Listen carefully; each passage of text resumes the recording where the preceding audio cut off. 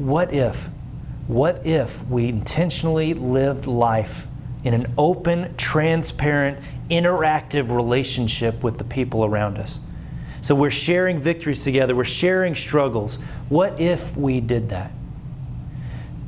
Today in Mark chapter 3, verses 13 through 19, Jesus calls the disciples together. He goes up on a mountaintop and he summons a group of people, a group together, the ones he wanted to call.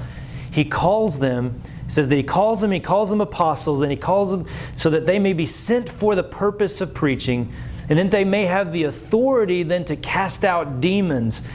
And then after that, the passage goes on a little further, and he names the disciples, but then he renames a few of them. He not only gives them an identity, but he changes their specific names in some situations and gives them some nicknames. He knows them personally.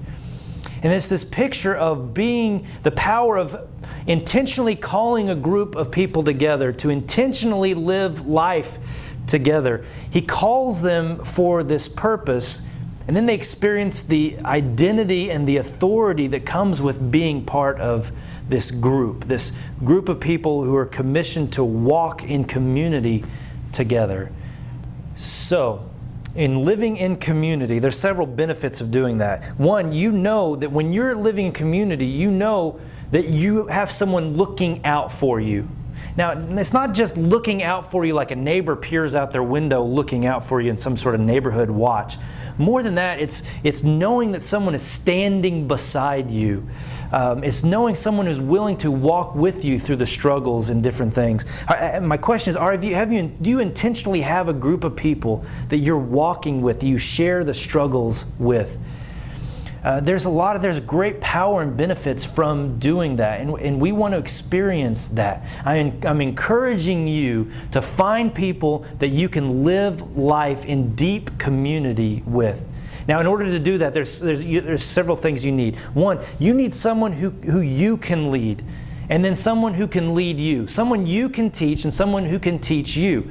And so, if there's someone you can lead, that means you need someone who's willing to receive information. If a person has their ears closed, well, what's the point of sharing information with them or sharing life with them if their ears are closed? So you need someone who's willing to receive information, but you need someone who's also able to walk on their own. You don't go walking up a mountain with a person who's on crutches. So you need to evaluate within this specific type of group. There's other specific types of groups, but within this specific type of group, you need someone who can walk with you, who's emotionally and spiritually able to walk with you, not someone you have to carry with you. That's a different kind of group. So now once you've found someone who you can teach, what about someone you can learn from also within this group?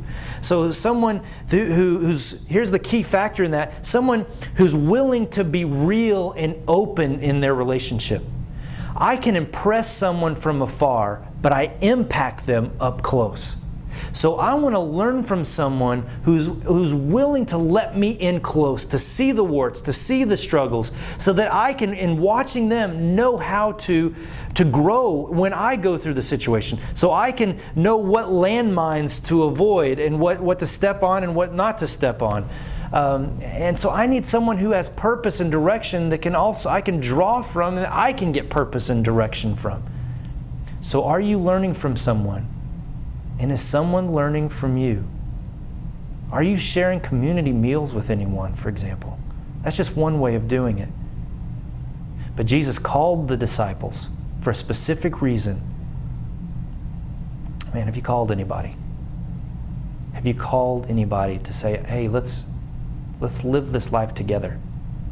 Let's do this, let's walk this journey together. Let's not be alone, but let's know the power of being in community with people. Transparent, interactive community.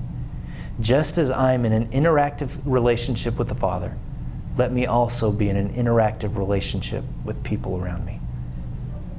I hope this finds you well. God bless.